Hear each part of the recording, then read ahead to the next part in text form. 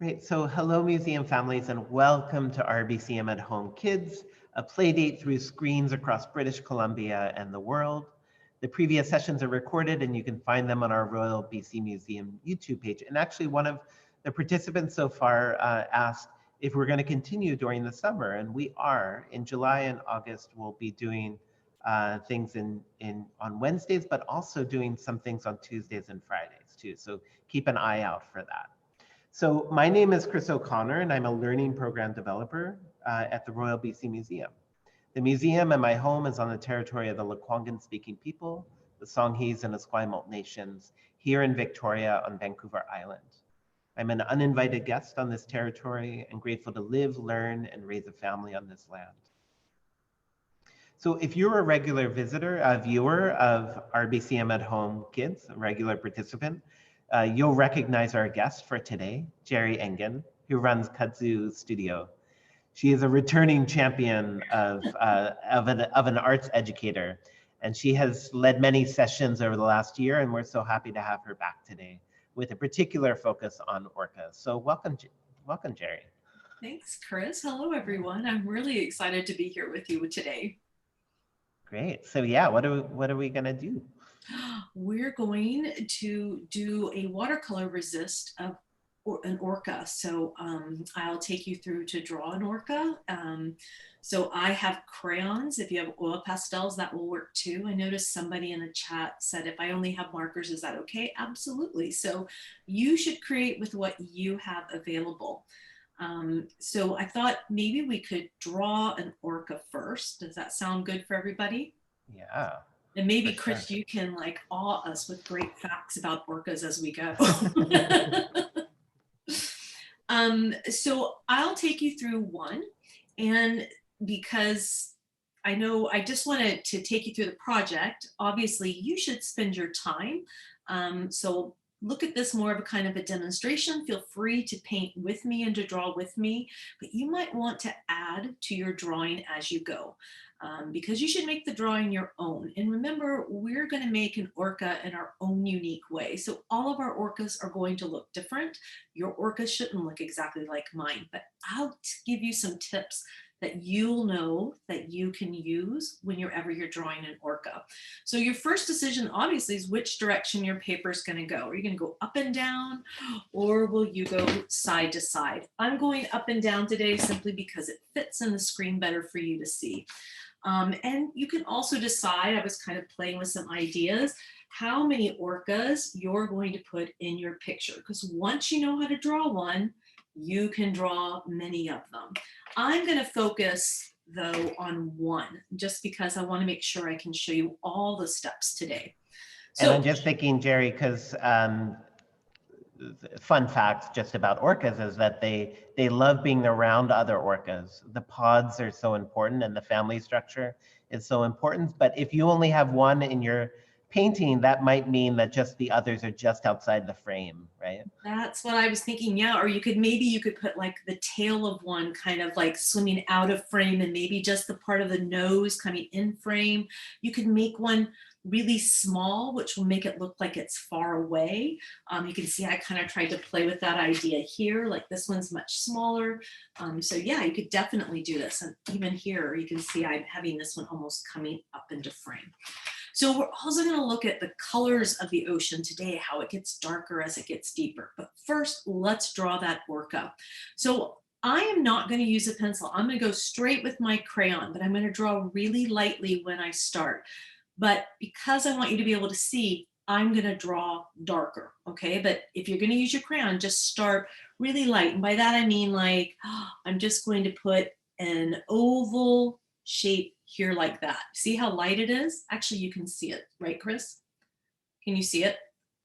Yeah, we can. Okay. Yes, we can see that. Okay, so I just want to make sure that you can see. So I'm going to do mine darker just so you can see. So you should all have kind of an oval. We're thinking about the body of the orca. And then about here, I'm just going to bring a line out. And then I'm going to bring a line down and a short line there. It should drop below this oval. And then I'm just going to bring it back like that. Now, I already see that my orca is not going to be totally in the page, and that's okay. So I will probably draw 2 orcas so that you can see the tail, but you're going to come down just like that. You see how I've brought my tail like this to a point? Okay, so we have that. Now here, put 2 lines about right there. And then go ahead and drop a line on an angle like that, and then connect them. Guess what that's going to be? That'll be our fin. And so then I'm also about right here going to put 2 lines. This line I'm going to angle, and this line I'm going to bring straight up. So there I have the dorsal fin. Now, I'm guessing you came to a point. So at the point, bring 2 lines off like that. And those will be the tails. So I'm going to bring a line here and a line here, and I have the tail. So now we're going to combine all these shapes. If I'm going too fast, just let me know, and I'm happy to repeat something. Yeah, Jeri, if you don't mind, can you just go through each of those steps again, just like retracing it just so. Well, why don't I just draw another one really quick? Yeah, that's great. I'm going to start with an oval, and then I'm going to come about right part there on my oval, and I'm going to come straight out, straight down, and then over a little bit. That should take me right below that oval, and then I'll just bring a line down like that. Then I'm going to come off the back of that oval down, and off the back of that oval down to a point. Now I'm going to start with the fin, so I'm going to start right here, 2 lines and an angle line. And then I'm just going to connect them. And then about halfway in my oval, I'm going to bring a triangle to the diagonal here and straight down like that. There's the dorsal, and a line here, off that point, curve and curve. How did that work, everybody? Did that go good? So we need to add the details now. I find the easiest place for me to start the details is to go ahead and combine that. See how I'm curving all of that like there? I don't know. I know that they have this little lump here. I'm not quite sure why, but anyway, sometimes you can see I have a very big lump there, and I might not like that. I might end up coloring that in, or I have here. Now I'm going to part of the way they project their sound, which in a couple weeks we're going to be exploring sound and orcas, is part of their anatomy. Is they have this big sort of structure in the sort of top of their head. Nice. For projecting sound. Another fun fact. Yeah, the melon. That's right. The melon, love it. Okay, so we're going to come off. I'm going to make a curve right here. You see how I just made like a curve right there? And then I'm going to come to the nose here, and I'm going to make a smile like this and connect them. Then I'm going to bring just a straight line off that fin. And then I know it kind of comes up in a hoop and around.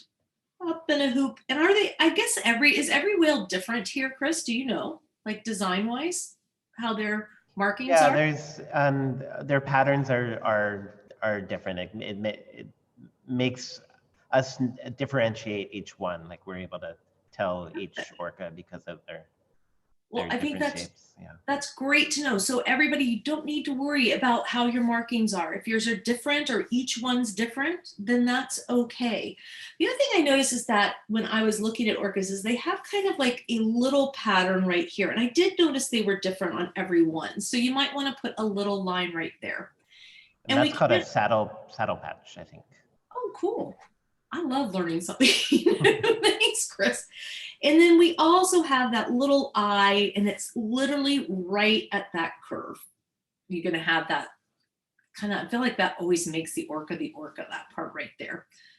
Now, what I haven't done is the dorsal fin. So I'm going to come up, and I know it's kind of curved, right? So I'm going to go ahead and curve that and come down.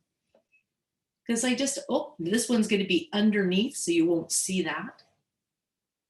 And then I'm going to do the same thing with this. I know that their fins are kind of curved.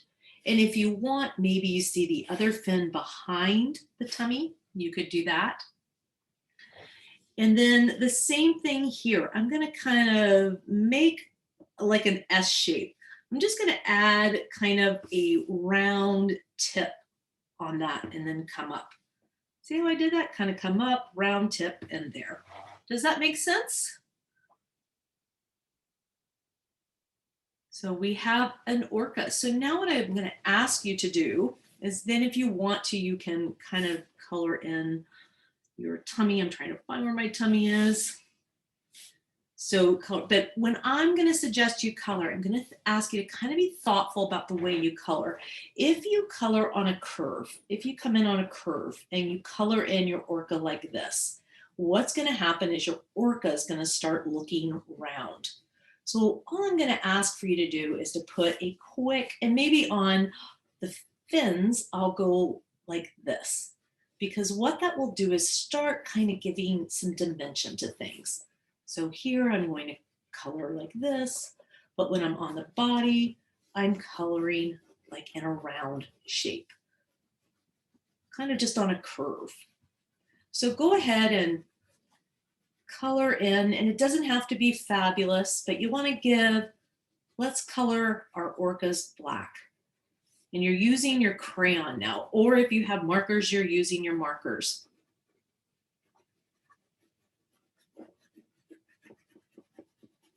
So go ahead and give that a color. I'm going to do this really quickly on mine just because I want to get through that part. So I want to show you what's next. And you're keeping the eye white and that little side pattern white as well. Yeah. But I noticed that saddleback that is usually kind of a gray, isn't it? Like it seemed like it was gray a lot of times when I was looking at pictures of the orcas. But there we go. So you can color yours you can decide maybe in areas you're going to go darker. Maybe some areas you want to leave with only one layer, but go ahead and color your orcas in with your crayon, because it's important that we get that in, but it's okay to have some space, because when we put the watercolor over it, then the blues also going to come into these orcas and they'll begin to look as if they're underwater. So we're going to play with what we call resist today. So the crayons have some oil in them. So when we use the watercolors, anywhere we have crayon, the watercolor won't sit. It will kind of be pushed away by the crayon. So that's kind of what we're playing with today. Now, I did not have a white crayon. I don't know what happened to my white crayon, but if you want to use your white crayon, put some dots. I'm thinking about like water bubbles. So I'm just going to throw some dots. Maybe some will just be little bits. Maybe some will be big circles. I'm just going to put some in. You can do this if you want. You don't have, I'll show you another way to do this if you don't want to do it. You can't see my dots right now, but that's okay. So hopefully I've given everybody a chance to get to that point. I'm using a really big piece of paper, so I'm going to use a really big brush, but you use a brush that is right for you. But we're going to start our watercolors using a technique called wet on wet. That means I'm going to bathe my paper just in water. So when I'm using my watercolors, I don't want to make puddles on my paper. Your paper's flat, mine is not. But you want to get that extra water always off of your brush, okay? So you always want to make sure you tap it off. But what I'm going to ask you to do is bathe your whole paper in water.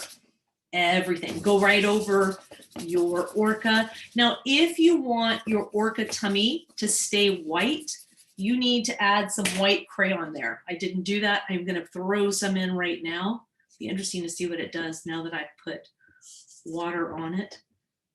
But go ahead and put a little white in that too, or gray or yellow. Maybe you've made rainbow orcas. I don't know, because you're the artist. You can do whatever you want. All right, so you got it bathed, right?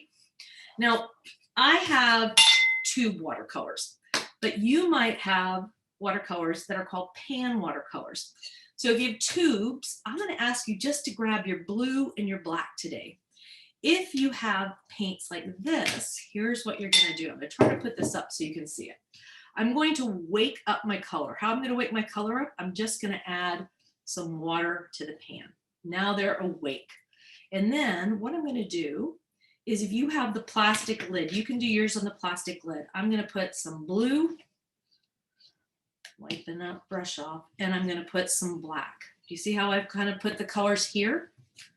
Because then what I can do is I can add water to them.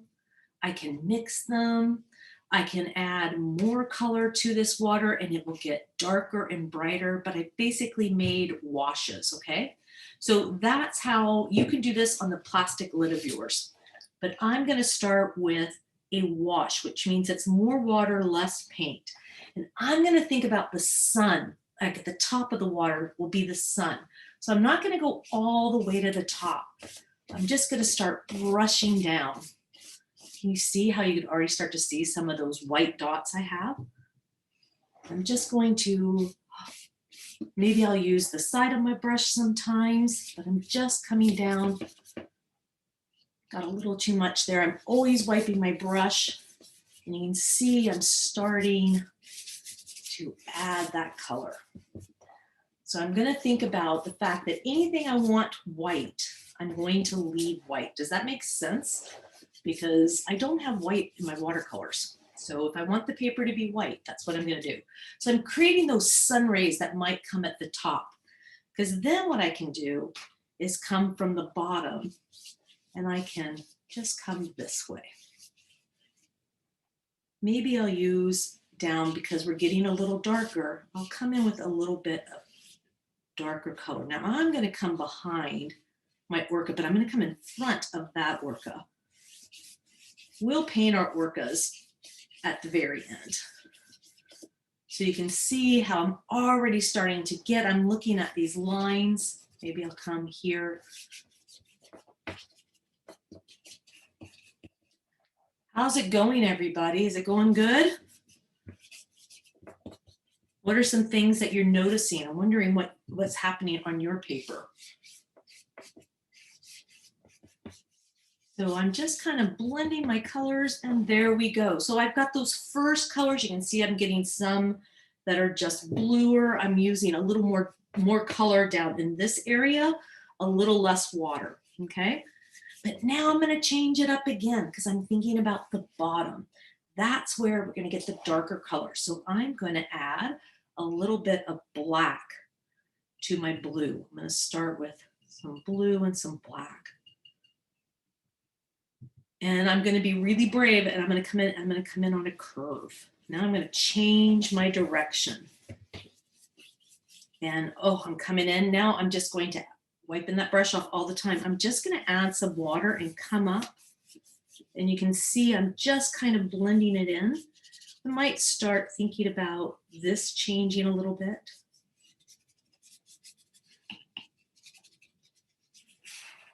And I'm starting to get those darker colors on the bottom. Yeah? How's that going for everybody? So maybe I'll use some blues now. So now I'm looking at these stripes, because at some point these sun stripes, and I see that I kind of got off here. See, this direction's different than that. I'm not going to worry too much. I don't need to worry. I'm going to start changing that direction to something that kind of goes on the curve like this. And you can add some water so that it blends more. What you're going to find, and now you see I'm not using the wet on wet technique as much. Maybe I'll just kind of do it a little bit here, but I'm just going to kind of start a little bit like this. I got to make sure I'm going over. It doesn't matter if I go over my Orca, because the watercolor, the crayon, is going to resist, okay? And I do want to have some of those blues on my Orca, because that's going to make my Orca look like it's in the water. So you can kind of see how now I'm changing the direction. I'm not going to lose all of this sunlight, but maybe I decide that there's a little too much sunlight. I can change that if I want. What's kind of interesting, is that dry? Yeah, so that's starting to dry. This is called a glaze. So if you wanted to, you could come back over some of that, and you can see that even though I'm kind of changing the direction, do you see how what's below still shows? and you can start to see those bubbles. Now I'm going to show you something that's one of my favorite things to do. And any kid who's in my studio is already going to know what I'm going to talk about, because I love a good bloom. And what is a bloom? You're going to take your brush and you're just going to dip it in the water. And you're just going to tap water dots on your paper. I'm going to do it in the dark because I think it will show better. But what will start to happen, and you tell me if you're getting it, is it's going to bloom like these big dots, which will start to create more. Oh, you can kind of start to see it happening. Do you see those white areas that are starting? So you can kind of start to add more bubbles that are in your blues. So this is pretty much it. You're going to kind of do this and you kind of see things happening. Now, if you have a grown-up's permission and you need your grown-up's permission, you can also put some paint on your brush. Now you're not going to throw it, but you can tap, tap, tap, tap, tap, tap, tap. And you can get some water drops that way too. Because I'm kind of trying to create this like air bubble thing happening around. I can also then start to go in and I can kind of, if I really like a bubble, make them darker and bring them out a little bit. So just using more paint, less water, and kind of come in. And at this point, it's just about playing with the background, what you discover and see, and making it your own. I think if I was looking at, I'm looking at the time, so I want to stop here pretty quick, is that I would keep adding. This will be my darkest area, right? Like I feel like this needs to be darker down in this area. So I might come in a little more and add some more here and blend up. Now my orcas are looking a little lost. So at the very end, the last thing I'm going to do is I'm going to come in, I'm going to mix a black with a little bit of blue. Mostly black, but I do want some blue in it. And then at the very end, go in and paint over your orcas. Because what will happen is where the crayon is, that will still stay. And maybe you want to do a bit of a wash where you can kind of start playing and bring on back out your orca. And by the time you finish this, you might be so great at drawing orcas, you might decide just to paint a tiny one in the background. Oval, round, dorsal fin. Oh, and oh, there's an orca way back there in the back. So you see how I can bring my orcas out at the very end. That's the last thing I'm going to do. And it makes me think of like this in the shadows of the ocean, Yeah. like orcas coming back to its pod. So you can kind of see how I'm playing with the blues. I'm putting a bit of black on, but then I'm coming in and adding some water to it. I don't know. I kind of think that this one, like, it's kind of cool to have one that's dark and maybe one that's really back there. Maybe I'll use more blue on that one because then it's more in the distance, right? I blend it in more with that color in the background. Jeri, we just had a question. Just if you can say again, how did you do the bloom? Oh, I love the bloom. Let me show you again. So I'm going to put, so when you get your color on, I'm going to do it down here because it'll be really easy to see in this dark. When your color is kind of like, see how it's wet right now? Basically, it's the funnest thing is you're just going to dip your paintbrush in the water. I'm not using any paint. It's just a little damp brush. And I'm coming in and I'm just making dots. And what will happen in literally seconds here, you can kind of start to see, hopefully you can see, can you see? I'm trying to get the reflection. You can see how it's starting to leave marks and it will start to bloom up into it. You can kind of see those bloomy marks that are starting to happen. Mine are dripping because my paper is up and down. Yours will make more of a dot that kind of works like this.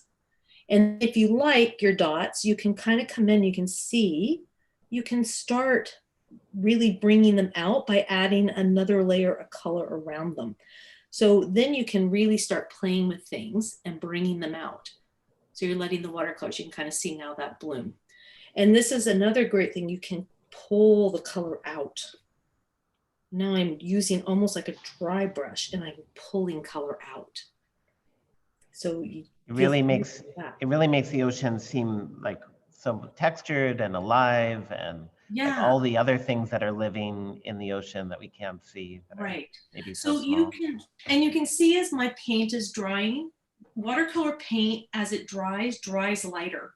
So you can see where I would need to, when I would slow down and really start enjoying this painting, come in and add more color to that, right? Because what's going to happen is that as the watercolor dries, it's going to lighten up. So then you would want to add more contrast, right? But look at the whale's kind of really cool in just the blue. I don't have any. So just using the black of the crayon there and using more blue in him because he's in the background. So he's really picking up the blues in that water. So that's pretty much it. Those are the techniques you're going to use to kind of create your own Orca watercolor painting using resist with your crayons or your oil pastels.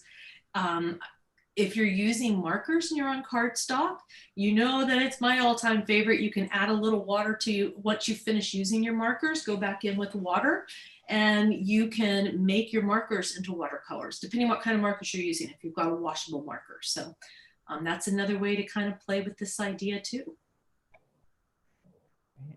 Jeri, do you mind showing the ones that you had made earlier again? Yeah. So these were just when I was practicing and trying to figure out like, okay, what could we kind of really do in a half hour playing with the ideas. So you can kind of see where I've added more contrast into these ones and really started to build up and around to kind of pop the orcas up. I almost called them fish. That would be a big mistake. I love the way the light is really giving that sense of depth, and that the orcas, could swim really deep down or come up to the surface. It makes me think of them coming up to the surface and breathing. And the air is coming out, just like them ascending up to the surface, and like what you've created and what you've had us think about really gives that story, or brings that story alive. So lovely. Thank you, Chris. I can't wait to see what everybody else creates. Yeah, it could be cool. You could do a surface and have one breaking, right? Like one breaking in the back. Yeah, I can't wait to see what people do. So literally this, now that you have that shape, you can change it however you want. How you change the tail will depend on what happens to your orca. So yeah, it's a pretty great mammal to draw because they're pretty easy to draw, but they're fun to draw. So it'd be fun to see what you do. Yeah, I love that. Just creating that shape of the orca was so easy, but then it created a beautiful outline of the orca. I love when that happens, when there's and me something out of nothing. So thank you. And Alice says thank you on Zoom, and Tina on Facebook Live said this is great. So thank you so much.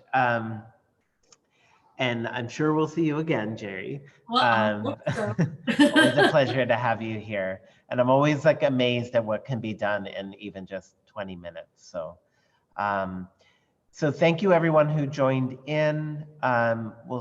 We'll again, next week we'll be with I don't know if that Tina is the Tina from the Shaw Center for the Sailor Sea who might be watching. But next week we'll be with them around what these orcas in front of us that we're seeing swimming in the water, where are they going and what are they trying to eat? So we'll explore that next week. And then the week after, how are they hearing, and how are they using their hearing, or are they using their sound to hear and navigate around? So thanks everyone for joining. We'll stop the Facebook Live.